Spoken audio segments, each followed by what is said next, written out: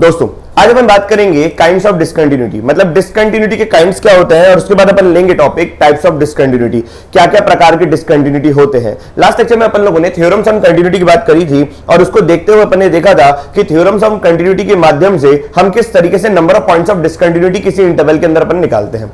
आज अपन प्योरली पढ़ेंगे kinds of discontinuity. जैसे ही वर्ड डिसकंटिन्यूटी आता है तो मन में पहला सवाल आता है कि कोई भी function continuous at x equals to a कब कहलाता है?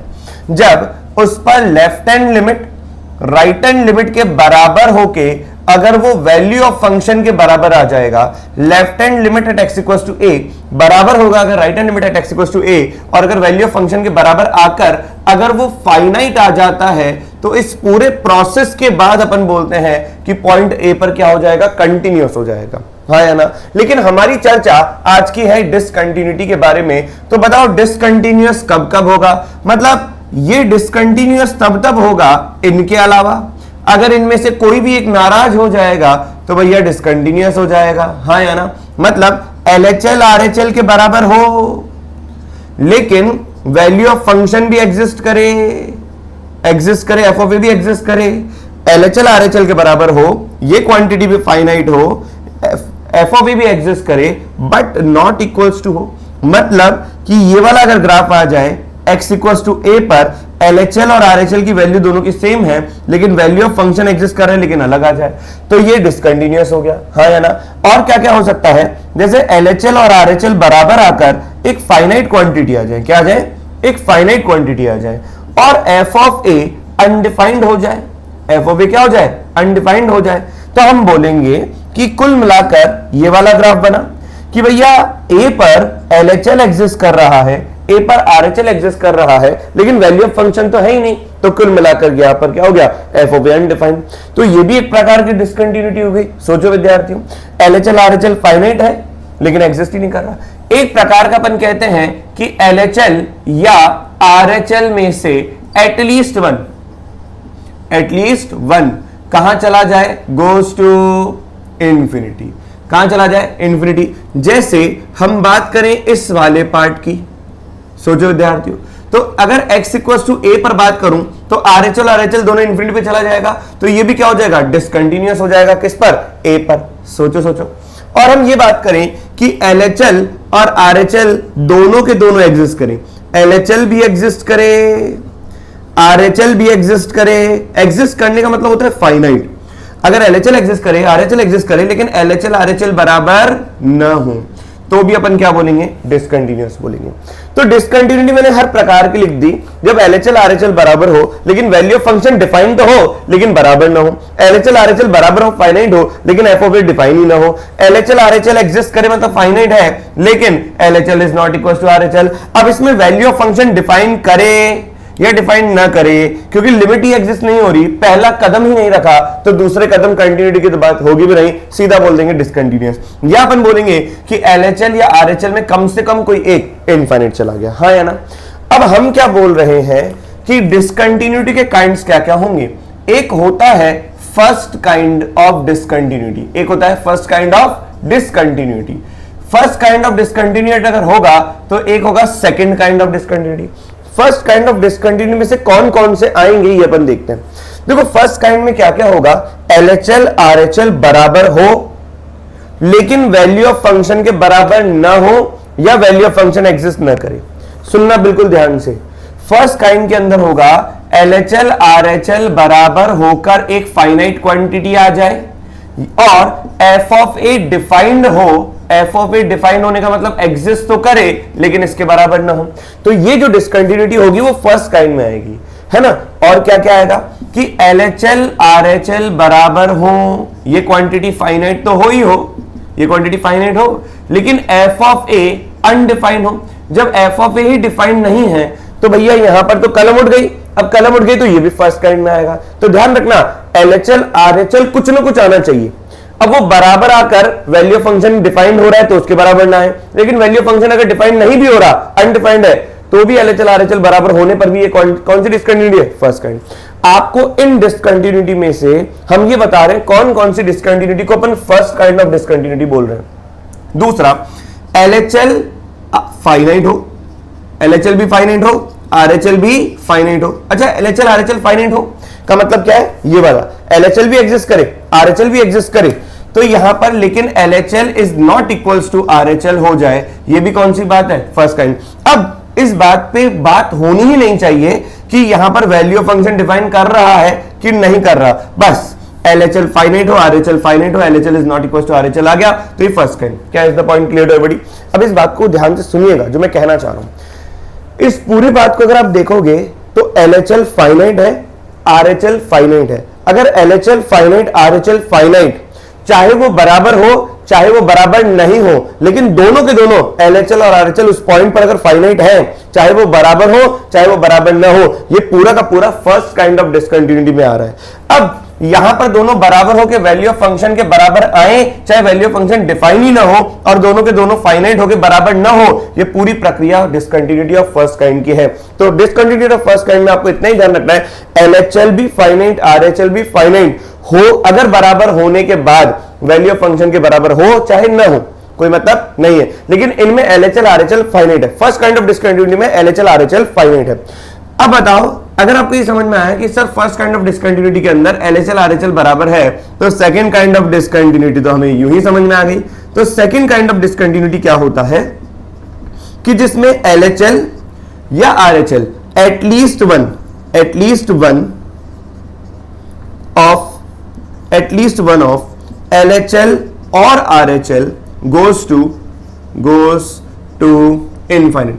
अगर कोई भी एक इनफाइनाइट पे चला गया, दोनों चले गए तो भी कोई दिक्कत नहीं है, लेकिन कोई भी एक चला गया तो अपन क्या बोलेंगे, सीधा का सीधा ये सेकंड काइंड ऑफ डिसकंटिन्यूटी। हाँ या ना? जैसे एग्जांपल के माध्यम पे limit x approaches to 3 1/x minus का 3। सोचो x अगर 3 को जा रहा है तो 3 से बड़ी वैल्यू को जाएगा तो 3 प्लस माइनस का 3 कितना, 0 प्लस 1/0 प्लस कितना, इनफाइनाइट। तो अगर मैं यहां पर बात करूंगा 3 प्लस की तो ये हो जाएगा 1/0 प्लस। अगर मैं बात करूंगा यहां पे 3 माइनस की तो ये हो जाएगा कितना, 0 1/0 माइनस। तो सीधा जाएगा माइनस इनफाइनाइट, ये सीधा जाएगा plus infinite. Is the point clear everybody? इस तरीके से अपन क्वेश्चन को सॉल्व करेंगे। क्या यहां तक बात सबको समझ में आ गई? आइए अब मैं आपको फर्स्ट काइंड ऑफ डिसकंटिन्यूटी के बारे में कुछ एग्जांपल देने की कोशिश करता हूं। जैसे मैंने एक एग्जांपल दिया आपके सामने कि यहां पर दे दिया साइन, या यूं बोला कि fx हो गया आपका लिमिट, या ऐसा दे दिया fx is equal to sin x upon x when x is not equal to 0, और यहां पे दे दिया 0 व्हेन x इक्वल टू 0। सोचो जब 0 के बहुत करीब की बात होगी तो sin 0 अपॉन sin 0 कितना होता है, 1। तो LHL भी 1 होगा, RHL भी 1 होगा, लेकिन x इक्वल टू 0 पर 0 है, इसका मतलब ये क्वांटिटी कुछ अलग हो गई, वैल्यू फंक्शन तो डिफाइन है। अच्छा, अब LHL और RHL बराबर हो, फाइनाइट हो, लेकिन f ऑफ ए अनडिफाइंड हो। अनडिफाइंड का मतलब ये अगर मैं दे दूं आपको कि लिमिट x अप्रोचेस टू कितना, 1, ये हो जाएगा 1 minus x into x square minus का 9 अपॉन x माइनस का 1। अगर ये क्वांटिटी आ गई, अब बताओ 1 पर तो फंक्शन डिफाइन नहीं है, लेकिन 1 के अलावा अप्रोचिंग वैल्यू LHL और RHL एक ही डेफिनेशन को देख रहा है, तो एक ही डेफिनेशन को अगर मैं सॉल्व करूंगा तो ये कितना आएगा, माइनस का 1। यहां पर माइनस का 1 आ गया, और 1 को अप्रोच कर रहा हूं तो 1 माइनस का 9 कितना, माइनस का 8 इंटू माइनस का 1 कितना हो जाएगा, 8। यहां पर value of function f(1) define नहीं है, लेकिन LHL RHL दोनों फाइनाइट बराबर हो रहे हैं, 8 पर आ रहे हैं। Is the point clear to everybody? जैसे एक और एग्जांपल इसका मेरे मन में आ रहा है कि लिमिट, या यूं बोलूं कि LHL RHL बराबर नहीं है, इसका एग्जांपल देखते हैं कि लिमिट x अप्रोचेस टू कितना, 0, यहां पे मॉड x अपॉन क्या दे दिया, x। अब सोचो 0 माइनस के लिए मॉड के अंदर वाली क्वांटिटी नेगेटिव है तो ये नेगेटिव लग के खुलेगा। सोचो विद्यार्थियों, तो ये जगह लिमिट x अप्रोचेस टू 0 पर ये कैंसिल आउट होकर -1 होगा, और यहां पर अगर मैं 0 प्लस की बात करूं तो ये हो जाएगा कितना, लिमिट x अप्रोचेस टू कितना, 0, तो ये जगह x अपॉन x, ये कैंसिल आउट होकर कितना हो गया, 1। तो LHL RHL दोनों बातें अलग अलग हो गई, हाँ कि ना? तो यहां पर आ गया -1 और यहां पे आ गया 1। तो LHL भी फाइनाइट है, RHL भी फाइनाइट है, लेकिन दोनों बराबर नहीं है, तो इसमें ये वाला प्रकार आ गया, सही कि नहीं? तो ये सब फर्स्ट काइंड ऑफ डिसकंटिन्यूटी है। सेकंड काइंड ऑफ डिसकंटिन्यूटी केवल यही है, this is second kind of discontinuity. बाकी जितना भी लिखा हुआ है सबके सब फर्स्ट काइंड ऑफ डिसकंटिन्यूटी है। एक और मैं आपको इंपॉर्टेंट बात यहां पर बताना चाहूंगा, मेरे ख्याल से आपको सेकंड काइंड और फर्स्ट काइंड समझ में आ गया होगा विद्यार्थियों। फर्स्ट काइंड केवल इतना सा होता है, लिमिट दोनों के दोनों एग्जिस्ट करनी चाहिए। अब वैल्यू ऑफ फंक्शन लिमिट के बराबर हो, चाहे लिमिट दोनों ही आपस में बराबर न हो, मतलब LHL RHL या तो बराबर न हो लेकिन फाइनाइट हो, और LHL RHL फाइनाइट होके या तो वैल्यू ऑफ फंक्शन के बराबर न हो। फाइनाइट आना ही एलएचएल आरएचएल का फर्स्ट काइंड बताता है और इनफाइनाइट कोई भी एक चला जाएगा तो सेकंड काइंड ऑफ डिसकंटिन्यूटी बताता है। अब हमारे पास एक टाइप के फंक्शन होते हैं जिनको अपन बोलते हैं ऑसिलेटिंग। कौन सा होता है? ऑसिलेटिंग। मैं आपको थोड़ी सी जानकारी देना चाहूंगा कि ऑसिलेटिंग टाइप ऑफ फंक्शंस कौन से होते हैं और उनको अपन फर्स्ट काइंड और सेकंड काइंड में कौन से काइंड में रखते हैं। जैसे कभी भी आप सुनोगे कि sine 1 upon x when x approaches to 0, limit x approaches to 0, sine 1 upon x। इसका अपन ने लास्ट क्लास में जिक्र भी किया था, आज अपन थोड़ी सी इसकी फिक्र करेंगे। अगर x 0 को जा रहा है तो आप सोचो साइन के अंदर क्या जा रहा है? इनफाइनाइट जा रहा है। अब वो चाहे प्लस इनफाइनाइट जाए या माइनस इनफाइनाइट जाए, लेकिन ये -1 से 1 नाचेगा, हाँ या ना? सोचो अगर मैं इसके ग्राफ के बारे में देखूं तो ये 0 है, लेकिन अगर मैं यहां पर x को इनफाइनाइट रख रहा हूं तो ये क्वांटिटी कुछ ऐसे जाएगी और ये क्वांटिटी दूर से आएगी। लेकिन जैसे ही क्वांटिटी दूर से आ रही है और ये 0 के करीब जा रही है तो ये वाली क्वांटिटी अगर x अगर आपका 0 के करीब जा रहा है तो 1/x इंफिनिटी के करीब जा रहा है। अब जैसे ये इंफिनिटी के करीब जाएगा तो साइन कंफ्यूज हो जाएगा कि ये कौन सा एंगल ले। ये इतने सारे एंगल लेगा ताकि ये -1 से 1 के बीच में ऑसिलेट करे और जैसे ये थोड़ा सा दूर जाएगा इस तरीके से इसका ग्राफ बनेगा।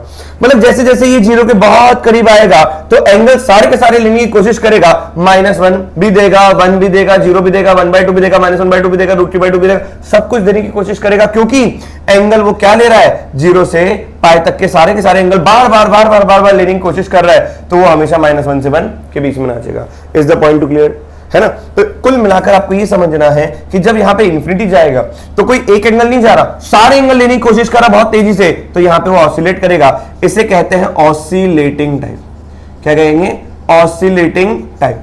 ये भी टाइप ऑफ डिसकंटिन्यूटी है क्योंकि 0 के करीब कोई फाइनाइट वैल्यू नहीं है, नॉट अ फाइनाइट वैल्यू। तो 0 के करीब कोई फाइनाइट वैल्यू तो है नहीं, इसलिए अपन इसको क्या बोलते हैं? Oscillating type. लेकिन सुनना, 0 के करीब ये infinite number of times oscillate करता है।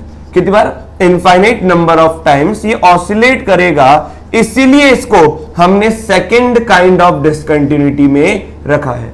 Second kind of discontinuity, second kind of discontinuity. Is the point clear everybody?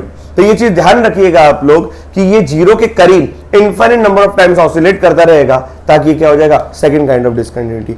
Is the point clear everybody? इन सब चीजों में कोई डाउट क्लियर है कि नहीं है? चलिए इसे इसको नोट डाउन करिए। तो दोस्तों अब अपन बात करेंगे टाइप्स ऑफ डिसकंटिन्यूटी के बारे में। अपन लोगों ने काइंड्स ऑफ डिसकंटिन्यूटी देख लिया, 2 प्रकार के होते हैं, first kind and second kind. अब अपन बात करेंगे types of discontinuity. Types of discontinuity पढ़ने के बाद हम सारा ये भी देखेंगे कौन कौन से टाइप ऑफ डिसकंटिन्यूटी को अपन काइंड दे सकते हैं कि ये फर्स्ट काइंड का है कि वो सेकंड काइंड का है। आइए देखें। टाइप्स ऑफ डिसकंटिन्यूटी में 2 प्रकार के होते हैं। एक तो होता है रिमूवेबल डिसकंटिन्यूटी, जिसकी डिसकंटिन्यूटी रिमूव करी जा सकती हो, और एक अपन पढ़ेंगे नॉन रिमूवेबल। क्या पढ़ेंगे? Non removable. नॉन रिमूवेबल बोलो या इररिमूवेबल बोलो, एक ही बात है, removable. Is the point clear everybody? ये 2 बातें अपन करने जा रहे हैं। अब देखो क्या है रिमूवेबल डिसकंटिन्यूटी। हमने बात करी कंटिन्यूटी की कि LHL बराबर RHL बराबर वैल्यू ऑफ फंक्शन, और वो क्या होना चाहिए? फाइनाइट होना चाहिए, तब क्या होगा? कंटिन्यूअस होगा किसी पॉइंट पर at x equals to a पर। लेकिन रिमूवेबल डिसकंटिन्यूटी मतलब हमने बहुत सारे काइंड्स देखे, उसमें हमने देखा कि अगर LHL RHL फाइनाइट है तो फर्स्ट काइंड, और अगर LHL RHL में से कोई भी एक अगर इनफाइनाइट पर चला गया तो सेकंड काइंड। आज हम बात कर रहे हैं कि उनमें से कौन कौन से डिसकंटिन्यूटी को अपन रिमूव कर सकते हैं। जैसे मैंने कहा एक ये प्रकार है जिसमें कि LHL RHL x equals to a पर, x इक्वल्स टू a पर LHL RHL डिफाइंड है लेकिन वैल्यू ऑफ फंक्शन अलग चली गई। या अपन कह रहे हैं कि LHL RHL डिफाइंड है लेकिन वैल्यू ऑफ फंक्शन डिफाइंड ही नहीं है। तो आप बताओ पहला कदम क्या होता है कि लिमिट एग्जिस्ट करे और वो वैल्यू ऑफ फंक्शन, मतलब एक वो लिमिट एग्जिस्ट करे और वो फाइनाइट के बराबर हो। तो कभी भी जीवन के अंदर लिमिट एग्जिस्ट कर रही है और वो फाइनाइट आ रहा है, इसका मतलब ये होगा कि वो रिमूवेबल टाइप ऑफ डिसकंटिन्यूटी है, मतलब उसकी डिसकंटिन्यूटी रिमूव कर सकते हैं। कैसे? पहले इस बात को समझिए कि मान लो आपके घर में एक बात चल रही है जिसमें घर में 4 सदस्य हैं आपको मिलाकर, लेकिन आप खाना नहीं खा रहे क्योंकि आपको चाहिए गाड़ी, एक्टिवा। अब घर वाले कह रहे हैं कि नहीं, एक्टिवा तो दिलाएंगे नहीं, आपकी अभी उम्र नहीं है। लेकिन आप इस बात पर अड़ गए हैं कि नहीं, इस पॉइंट पर x इक्वल्स टू ए वाले पॉइंट पर जब खाना खा रहे हैं सब लोग, आप अड़ चुके हैं कि मैं खाना नहीं खाऊंगा जब तक मेरे पास एक्टिवा नहीं आएगी। तो घर के 3 सदस्य 3% जो हैं वो तो खाना खाने के लिए रेडी हैं। एक आप नालायक जो कि खाना खाने के मना कर रहे हैं, लेकिन घर वाले क्या करेंगे, भैया भूखा भूखा रहेगा, गाड़ी तो एक्टिवा तो किसी भी हालत में नहीं आने वाली। यहां पर हमें ये टैलेंट नहीं दिखाना कि वो डिसकंटिन्यूटी हटा दो, बस हम ये बात करेंगे कि डिसकंटिन्यूटी कैसे हटेगी। हटानी नहीं है, हटेगी कब ये सोच सकते हैं कि हट जाए, लेकिन हटा के दिखानी नहीं है। तो घर वाले ये कह रहे हैं कि भैया 3 जने सहमत है खाना खाने के लिए, आप नहीं खा रहे हो, आप कह रहे हो कि इस मोमेंट पर मेरे को एक्टिवा चाहिए तभी मैं खाना खाऊंगा। तो घर वालों ने क्या कहा, एक्टिवा तो वैसे भी नहीं आएगी, आप खाना खाओ या ना खाओ। लेकिन घर वालों ने लालच में क्या कहा कि ठीक है भैया, खाना खाएगा तब जाके एक्टिवा मिलेगी, खाना खाएगा तभी तो चलेंगे बाहर एक्टिवा लेने। तो आप उस बात पर मान गए। तो उस क्षण x इक्वल्स टू ए, जो कि आपके फेवरेबल में नहीं थी सिचुएशन, बाद में भी नहीं है, लेकिन आपने कहा, घर वालों ने क्या कहा कि भैया खाना खा ले फिर चलेंगे एक्टिवा लेने, तो आप मान गए। तो यहां पर भी फंक्शन ए पर वैल्यू इसके LHL RHL के बराबर नहीं है। LHL RHL तो तैयार है खाना खाने के लिए, लेकिन आप x इक्वल्स टू ए पर खाना खाने के लिए तैयार नहीं है, क्योंकि आप रूम में जाके बैठ गए। अब घर वाले आपको आए बनाने कि भैया खाना खा ले, है ना, तभी चलेंगे एक्टिवा लेने। तो ये बात जब यहां पर आ जाएगी तो कंटिन्यूअस हो जाएगी, लेकिन अभी ये कंटिन्यूअस होनी नहीं है। ये देखो कंटिन्यूअस तो बाद में भी नहीं होनी है, आपको एक्टिवा तो बाद में भी नहीं मिलनी है, लेकिन घर वालों ने बहला फुसला के यहां पे रख दिया, तो ये इसका मतलब फंक्शन कंटिन्यूअस हो जाएगा। या तो आप डिफाइन ही नहीं हो रहे हो, तो बहला फुसला के इसको यहां पे इस पॉइंट पे डिफाइन कर देंगे तो कंटिन्यूअस हो जाएगा। हमें ये टैलेंट नहीं दिखाना कि कंटिन्यूअस कैसे होगा या करके दिखाओ किसी फंक्शन को, नहीं। आपको सिर्फ ये सोचना है कि एक आध पॉइंट पर अगर जो बात नहीं बन रही थी वो घर वालों ने बात बना दी, इसका मतलब वो कंटिन्यूअस बना दिया। तो यहां पे सोचना है, करके नहीं दिखाना। तो लिमिट तो एग्जिस्ट करनी चाहिए, क्योंकि अगर लिमिट एग्जिस्ट नहीं करेगी तो इसको बहला फुसला के यहां पर कैसे लाओगे, लाना नहीं है, सोचना है कि अगर ये यहां पर आ गया, क्षण मात्र के लिए अगर ये यहां पर आ गया तो कंटिन्यूअस हो जाएगा। और यहां पर अगर डिफाइन नहीं है तो इस पॉइंट पर अगर मैं यही वैल्यू डिफाइन कर दूं तो बात बन जाएगी। जैसे कि मैंने कहा लिमिट x अप्रोचेस टू 0, या यूं कह दिया एक फंक्शन आपके सामने मैं रख रहा हूं fx is equal to sin x upon x when x not equal to 0, और मैंने रख दिया 0 व्हेन x इक्वल टू 0। अब सोचो, बुद्धि का इस्तेमाल करो। मैं कह रहा हूं आपसे कि 0 प्लस या 0 माइनस पर तो 1 है, लेकिन 0 पर शुद्ध 0 पर ये वैल्यू क्या आ जाएगी, 0 आ जाएगी। अब यहां पर ये बात मान नहीं रहा, तो अगर मैं इसको हटाकर इसको 1 ही कर दूंगा तो बताओ शुद्ध 0 पर वैल्यू 1 आ गई तो क्या फंक्शन कंटिन्यूअस हो जाएगा। तो उस मोमेंट घर वाले आपको बहला फुसला कर यहां पर ला सकते हैं ताकि आप खाना खा लें, ताकि कंटिन्यूअस हो जाए। भैया घर के बर्तन तभी धुलेंगे जब आप खाना खाएंगे। इज द पॉइंट क्लियर है बड़ी? चलो, तो यहां पर अपन क्या कहना चाह रहे हैं कि अगर एक आध पॉइंट पर फंक्शन डिफाइन है लेकिन बराबर नहीं है, या उस पॉइंट पर फंक्शन डिफाइन ही नहीं है, तो ऐसी चीजों को अपन कहते हैं रिमूवेबल डिसकंटिन्यूटी। इसमें 2 प्रकार होते हैं। एक होता है isolated point, isolated type, isolated point discontinuity. एक पॉइंट जो कि उस मूवमेंट पे मान नहीं रहा था, डिफाइन तो था। एक पॉइंट जो उस मूवमेंट पे मान नहीं रहा था लेकिन डिफाइन तो था, तो आइसोलेटेड पॉइंट डिसकंटिन्यूटी बोलेंगे। और एक प्रकार ये होगा, आइसोलेटेड पॉइंट सबको समझ में आ गया, और एक होगा मिसिंग पॉइंट। क्या यहां पर ए पर पॉइंट मिसिंग है तो बस उसका नाम रख दिया अपन ने मिसिंग पॉइंट। तो ये 2 प्रकार के होते हैं। जैसे अपन ने एक एग्जांपल भी लिया था थोड़ी देर पहले, लिमिट x अप्रोचेस टू कितना 1, x माइनस का 1 इंटू एक्स स्क्वायर माइनस का 9 अपॉन 1 माइनस का x। इसका आंसर आपका 8 आ जाए, इसको काट दोगे, लेकिन यहां पर 1 पर तो डिफाइन नहीं है, तो इसे अपन कहते हैं कि भैया क्या, अगर मैंने कह दिया कि ये फंक्शन है और x इक्वल टू 1 पर वैल्यू 1 आ रही है, अच्छा 1 पर वैल्यू 8 आ रही है, तो फंक्शन क्या हो जाएगा, कंटिन्यूअस हो जाएगा। तो कुल मिलाकर हम ये बोल रहे हैं कि जो मिस हो रहा है पॉइंट, उसको भी अपन लाकर यहां पर फिक्स कर देंगे तो कंटिन्यूटी हो जाएगी, मतलब डिसकंटिन्यूटी रिमूव हो गई। लेकिन ये तब हुई जब LHL RHL तो फाइनाइट था और बराबर था। तो रिमूवेबल का मतलब सिर्फ इतना सा होता है कि लिमिट एग्जिस्ट करे, मतलब LHL RHL के बराबर होके एक फाइनाइट वैल्यू आ जाए, तब जाकर अगर एक आध पॉइंट पर बात नहीं हो रहा, डिफाइन है लेकिन बात नहीं हो रही, या तो डिफाइन ही नहीं है, तो उसको बहला फुसला के अपन ला सकते हैं, हाँ या ना। तो इसे अपन कहते हैं क्या, आइसोलेटेड पॉइंट डिसकंटिन्यूटी और मिसिंग पॉइंट। अब अगर आपको ये चीज समझ में आ गई कि रिमूवेबल का मतलब ये होता है कि LHL RHL लिमिट एग्जिस्ट करे उस पॉइंट पर, तो नॉन रिमूवेबल का मतलब क्या हो गया, लिमिट डज नॉट एग्जिस्ट। बस इतना सा मतलब है कि मतलब उस पर्टिकुलर पॉइंट पर limit x approaches to a f of x does not exist. अब डज नॉट एग्जिस्ट के दो तीन तरीके होते हैं, क्या क्या तरीके होते हैं उस बात को अपन देखते हैं। पहला तरीका होता है कि मैंने कहा लिमिट, जैसे मैंने कहा आपको कि finite type, finite type, finite type का मतलब होता है कि LHL तो आए, RHL भी आए, मतलब LHL भी फाइनाइट हो, RHL भी फाइनाइट हो, है ना, इसलिए इसका नाम फाइनाइट टाइप रखा है। LHL भी फाइनाइट है, RHL भी फाइनाइट है, लेकिन LHL RHL बराबर न हो, क्योंकि हमने कहा ना नॉन रिमूवेबल इररिमूवेबल का मतलब क्या है कि लिमिट एग्जिस्ट ना करे। तो पहला क्या होगा कि लिमिट एग्जिस्ट कब नहीं करेगी, जब LHL RHL के बराबर ना हो। अच्छा, LHL RHL के बराबर कब नहीं होगा, उसमें से एक केस होगा कि LHL फाइनाइट हो, RHL फाइनाइट हो, लेकिन बराबर ना हो। अब बराबर नहीं हुए, अब यहां पर बात नहीं होगी वैल्यू ऑफ फंक्शन डिफाइन हो कि नहीं हो, क्योंकि पहला कदम ही नहीं रखा आपने। तो अब ये वाली डिसकंटिन्यूटी हट नहीं सकती, क्योंकि आप जबरदस्ती LHL RHL को बराबर कर नहीं सकते। मतलब ये एक इस प्रकार का टाइप हो गया। अब वैल्यू ऑफ फंक्शन डिफाइन हो या ना हो कोई मतलब नहीं है, तो ये फाइनाइट टाइप। अब फाइनाइट टाइप में देख लो एक जंप क्रिएट हुआ है। क्या क्रिएट हुआ है? एक जंप। हमेशा फाइनाइट टाइप ऑफ डिसकंटिन्यूटी में, finite type of discontinuity, finite type of discontinuity एक होता है जंप। वो जंप होता है कि LHL माइनस RHL का मॉड, कितना जंप आया है, मतलब कितना डिफरेंस है LHL RHL में कंटिन्यूअस होने के लिए, डिसकंटिन्यूटी में कितनी जंप है, मतलब कितना जंप आया है जिसकी वजह से ये डिसकंटिन्यूअस बना है, तो वो होता है LHL माइनस RHL का मॉड, मतलब एक पॉजिटिव वैल्यू होती है। Is the type clear to everybody? Finite type का मतलब ये होता है कि भैया LHL RHL बराबर ना हो, क्योंकि डिसकंटिन्यूअस से बराबर ना हो, लेकिन यहां पर क्या आ जाए, LHL भी फाइनाइट, RHL भी फाइनाइट आ जाए, इसलिए फाइनाइट है। अब अगर मैं आपसे कहूं कि फर्स्ट काइंड है कि सेकंड काइंड है, तो आप खुद सोचो कि LHL RHL एग्जिस्ट करना ही फर्स्ट काइंड है, LHL RHL एग्जिस्ट करना ही फर्स्ट काइंड है, तो इसको अपन क्या बोलेंगे?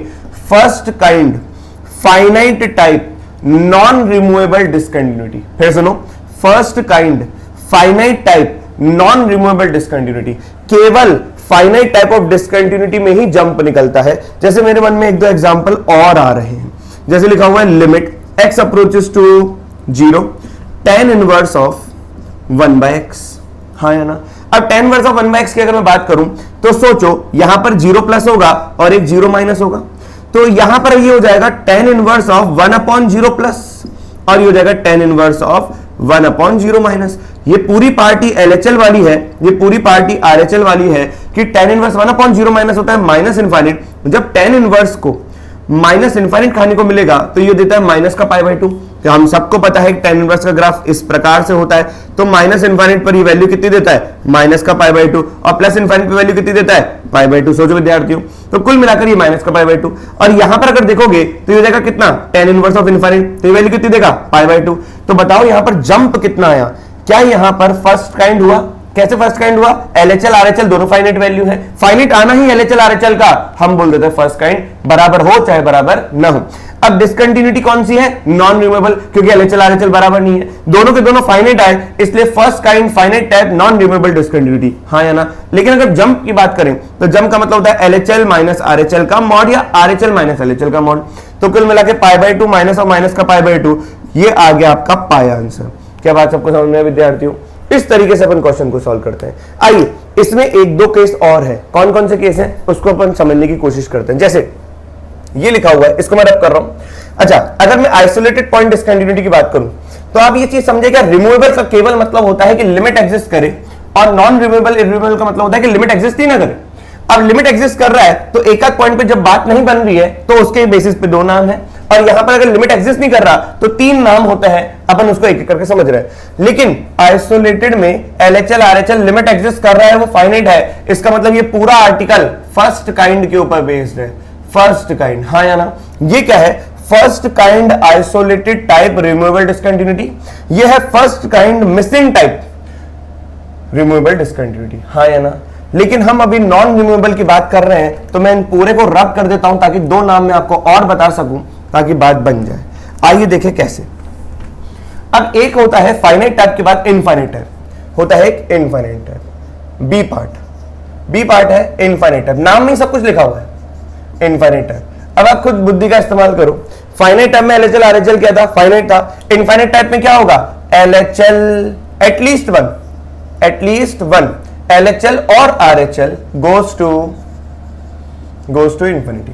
अगर एक भी इनफाइनाइट चला गया तो यहां पे जंप पूछेगा ही नहीं, क्योंकि इनफाइनाइट ही होगा, हाँ या ना। जैसे limit x approaches to 3 1 upon x minus का 3, क्लियर है कि नहीं है। तो कुल मिलाकर अगर आप देखोगे, है ना, या कोई भी ग्राफ इस प्रकार का कि x इक्वल्स टू a पर LHL या RHL इनफाइनाइट पे चला गया, या कोई इस प्रकार का ग्राफ कि जैसे मान लो ये वाला पर्टिकुलर ग्राफ ऐसा मान लो, और फिर ऐसा मान लो कि इस वाले पॉइंट पर ये इंफिनिटी है, इसके पहले, इसके बाद में माइनस इंफिनिटी, इसके पहले प्लस इंफिनिटी। तो कोई भी अगर ऐसी सिचुएशन आ जाए तो उसको अपन रखते हैं इनफाइनाइट टाइप में, हाँ या ना।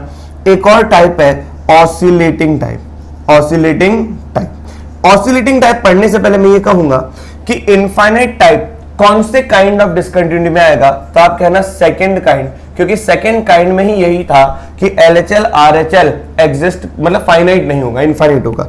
ऑसिलेटिंग टाइप की अगर बात करें तो हमने एग्जांपल देखा था limit x approaches to 0 sin 1 upon x का, हाँ या ना, जिसमें हमने कहा था कि जब x 0 के करीब जाएगा तो अंदर वाली क्वांटिटी इनफिनिटी होगी, तो ये इनफाइनाइट नंबर ऑफ टाइम 0 के करीब ऑसिलेट करेगा, तो ये -1 से 1 के बीच में नाचेगा, उसके बाद तो ये सेटल हो जाएगा, आगे भी सेटल हो जाएगा, क्लियर है कि नहीं है। तो ये ऑसिलेटिंग टाइप। अब ऑसिलेटिंग टाइप को अपन ने किस में रखा था, सेकंड काइंड ऑफ डिसकंटिन्यूटी में रखा था। तो केवल क्वेश्चन जब आएगा ना, तो क्वेश्चन के अंदर आपको LHL RHL, मतलब क्वेश्चन इस तरीके से आएगा कि कमेंट करो कौन सा टाइप है, रिमूवेबल है कि नॉन रिमूवेबल है, और या तो फिर ये आएगा कि यहां पर फाइनाइट टाइप है कि इनफाइनाइट टाइप है, कि फाइनाइट रिमूवेबल है, फाइनाइट इररिमूवेबल है, या मिसिंग पॉइंट है, या आइसोलेटेड है, या ऑसिलेटिंग टाइप है। ये बस नाम आएंगे। अब ये नाम आपको लिमिट LHL RHL निकाल के ही पता करना पड़ेगा। अगर LHL RHL बराबर है तो भैया रिमूवेबल है, और अगर बराबर ही नहीं है तो भैया इररिमूवेबल है। इसके अंदर इनफाइनाइट जा रहा है कोई भी एक, तो क्या बोलोगे इनफाइनाइट टाइप। अगर दोनों बराबर ना होके फाइनाइट हो रहे हैं तो क्या बोलोगे फाइनाइट टाइप, और अगर ऑसिलेट कर रहा है तो ऑसिलेटिंग टाइप। एक आध क्वेश्चन करते हैं तब आपको ज्यादा समझ में आएगा कि कैसे आएगा question. Please note it down fast. चलिए विद्यार्थियों, अब अपन इस क्वेश्चन को देखते हैं। fx आपको ये दे रखा है, gx दे रखा है signum of fx, and find whether gx is continuous at x equals to 0 और नॉट। हमें ये चेक करना है कि gx कंटीन्यूअस है कि नहीं है, और बताना है अगर नहीं है तो ये बताना है कि इसका नेचर क्या होगा डिसकंटिन्यूटी का। इफ डिसकंटिन्यूअस, यदि डिसकंटिन्यूअस है तो हमें इसका नेचर बताना पड़ेगा। आइए देखें कैसे बताएंगे। देखो हमारे पास क्वेश्चन कर fx, तो सबसे पहले मैं fx को थोड़ा सा सिंप्लीफाई करता हूं। देखो कैसे, 1 upon root over b minus का a, ये लिखा हुआ है रूट ओवर b माइनस का a divided by root over a, इसमें कोई शक किसी को। sin 2x को मैं sin 2x ही रहने दे रहा हूं, नीचे आएगा डिवाइड में। ये देखो ये लिखा हुआ है root over b minus a by a का रूट इनटू sin x, तो मैंने यहां पे लिखा है रूट के अंदर ये लिखा हुआ है 1 प्लस का, अगर मैं इसका स्क्वायर करूंगा तो b माइनस ए अपॉन ए साइन स्क्वायर एक्स हो जाएगा। क्लियर है कि नहीं है। अच्छा, तो इससे ये चला गया, ये हो जाएगा f of x is equals to sine 2x upon root over a, हाँ या ना। और यहां पर हो जाएगा रूट ओवर, अब देखो इसको मैं थोड़ा सा एलसीएम लूंगा तो a प्लस का b sine square x minus का ये हो जाएगा आपका कितना a sine square x upon root over a. क्या रूट ओवर ए से रूट ओवर ए चला गया तो ये हो जाएगा F X is equals to sine 2x upon a minus का a साइन स्क्वायर एक्स हो जाएगा a cos square X plus का b साइन स्क्वायर एक्स। इसमें कोई डाउट, तो यहां पर ये आ गया। क्लियर है कि नहीं है।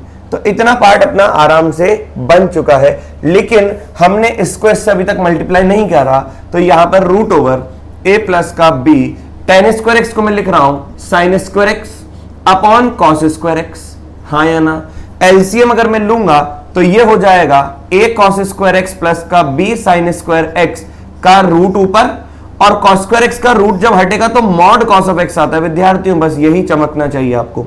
तो बताओ यहां पर तो क्या आया मॉड कॉस ऑफ एक्स, और यहां पर आया root over a cos square X plus का b साइन स्क्वायर एक्स। क्या ये वाली पार्टी इससे कैंसिल आउट हो गई। तो बताओ एफ एक्स क्या है आपका sine 2x divide by mod cos of X. अब जैसा मैं कह रहा हूं वैसा ध्यान से सुनिएगा। हमारा एफ एक्स तैयार हो गया, लेकिन हमें तो कंटिन्यूटी किसके बारे में चेक करनी है, जी एक्स के। तो बताओ जी ऑफ एक्स क्या दे रखा है, signum of F X. Signum of F X का मतलब हो गया S G N of sine 2x upon mod cos of X, हाँ या ना। Sine 2x upon mod cos of X. अब देखो जीरो पर बात करनी है, कैसे मैं बात कर रहा हूं देखिए। पहले अगर मैं शुद्ध जीरो पे बात करूं, अगर कोई भी फंक्शन कंटिन्यूस होगा तो मेरे को जी जीरो प्लस और जी जीरो माइनस निकालना पड़ेगा। तो शुद्ध जीरो पर क्या होगा, सिग्नम ऑफ एक्स को अगर जीरो का तो साइन जीरो जीरो और कॉस जीरो 1 होता है, तो ये जीरो का सिग्नम जीरो जीरो देता है। अब एक बार अगर मैं जी ऑफ जीरो प्लस की बात करूंगा तो जी ऑफ जीरो प्लस का मतलब समझिएगा, सिग्नम के अंदर sine 2 into zero plus upon mod cos of zero plus, ये बना, हाँ या ना। तो 2 इंटू जीरो प्लस का मतलब हो गया zero plus, cos zero plus ये 1 को अटेंड करेगा, साइन जीरो प्लस, अगर मैं साइन का ग्राफ बनाऊंगा तो साइन जीरो प्लस को ही अप्रोच करेगा। तो सिग्नम के अंदर जीरो प्लस बना और नीचे 1 बना, तो बताओ सिग्नम को एक पॉजिटिव क्वांटिटी मिली तो आंसर क्या आया, 1, हाँ या ना। अब अगर मैं जी ऑफ जीरो माइनस की बात कर रहा हूं तो ये हो जाएगा सिग्नम के अंदर sine of 2 into zero minus, 2 into zero minus का मतलब होता है zero minus upon mod of cos of zero minus. अगर आप कॉस का ग्राफ बनाओगे जीरो माइनस पर तो कॉस का ग्राफ तो ऐसा होता है, अब जीरो प्लस हो या जीरो माइनस हो, ये क्वांटिटी तो हमेशा पॉजिटिव होगी, 1 को ही अप्रोच करेगा। लेकिन साइन जीरो माइनस की अगर मैं बात करूंगा तो साइन जीरो माइनस एक नेगेटिव क्वांटिटी होगी एक्स एक्सिस के नीचे, तो ये हो जाएगा आपका जीरो माइनस, मतलब एक नेगेटिव क्वांटिटी और नीचे 1, जीरो माइनस का सिग्नम क्या होगा, -1। अब आप बताओ क्या यहां पर जी ऑफ जीरो जीरो है, जी ऑफ जीरो प्लस आपका 1 हो गया and G of zero minus आपका क्या हो गया, माइनस का 1। तो ये function gx is not continuous, gx is not continuous at x equals to what, 0। तो gx 0 पर कंटिन्यूअस नहीं है। अब दूसरी बात समझिए कि यहां पर LHL फाइनाइट, RHL फाइनाइट, तो क्या यहां पर मैं बोल सकता हूं कि जो gx है वो फाइनाइट टाइप इररिमूवेबल डिसकंटिन्यूटी है। लेकिन काइंड अगर कोई पूछे तो क्या बोलोगे, फर्स्ट काइंड। लेकिन फाइनाइट टाइप में जंप अगर कोई पूछ ले, बताओ जंप क्या होगा, तो जंप होता है LHL माइनस का RHL या RHL माइनस का LHL, -1 माइनस और -1 का मॉड आंसर इज 2। तो ये पूरा का पूरा आर्टिकल था आपका काइंड्स ऑफ डिसकंटिन्यूटी और टाइप्स ऑफ डिसकंटिन्यूटी के बारे में। अब कोई डिसकंटिन्यूटी कंटिन्यूटी हमने सारी पढ़ ली। आप ये समझिए कि इस पूरे चैप्टर के अंदर 2 ही कंसेप्ट हैं, एक अपन कंटिन्यूटी को सीखते हैं, एक अपन डिसकंटिन्यूटी को सीखते हैं। इन 2 कंसेप्ट के अलावा और कोई कंसेप्ट है ही नहीं। लेकिन कुछ पार्ट और बेसिक सा बचा हुआ है जिसको अपन नेक्स्ट लेक्चर में सारा खत्म कर देंगे। तो नेक्स्ट लेक्चर आपका कंटिन्यूटी का एक लास्ट लेक्चर होगा जिसमें अपन सारी बातों को समअप कर लेंगे। लेकिन मेजर ऑफ द चैप्टर इसी से पूछा जाता है। क्लियर है कि नहीं? कुछ छोटी मोटी थ्योरम्स है, IMVT थ्योरम, उनको अपन देखेंगे। कुछ एक आध छोटे मोटे पॉइंट्स है उनको अपन देखेंगे। तो मिलते हैं नेक्स्ट लेक्चर में, तब तक आप बिल्कुल ये अच्छे से पढ़िए।